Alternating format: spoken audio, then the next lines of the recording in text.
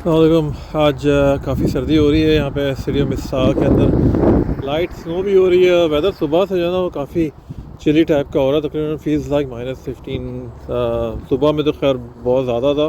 जिस वक्त मैं निकला तकरीबन सुबह के 7 बजे, तो उस वक्त तो ऐसा हो रहा था कि बिल्कुल हाथ पाँव जलने वाली कंडीशन हो रही थी।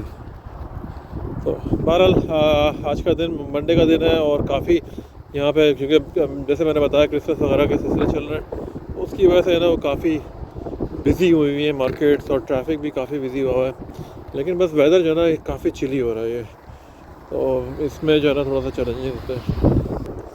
बहरहाल लाइफ इन कनाडा जो है ना वो चैलेंजेस से भरी हुई होती है। अगर आपके पास गाड़ी नहीं है तो फिर जो है ना वो काफ़ी प्रॉब्लम है, क्योंकि बस स्टॉप पे खड़ा होना पड़ता है। बस स्टॉप पे कोई हीटर नहीं होता, सिर्फ एक शीशे का एक बॉक्स होता है। लेकिन बहरहाल कम अज़ कम एटलीस्ट बिल्कुल आप खाली रोड पे तो नहीं खड़े ना, उससे बहुत बेहतर है। वेरी मच बी सेफ और कीप स्टे वार्म।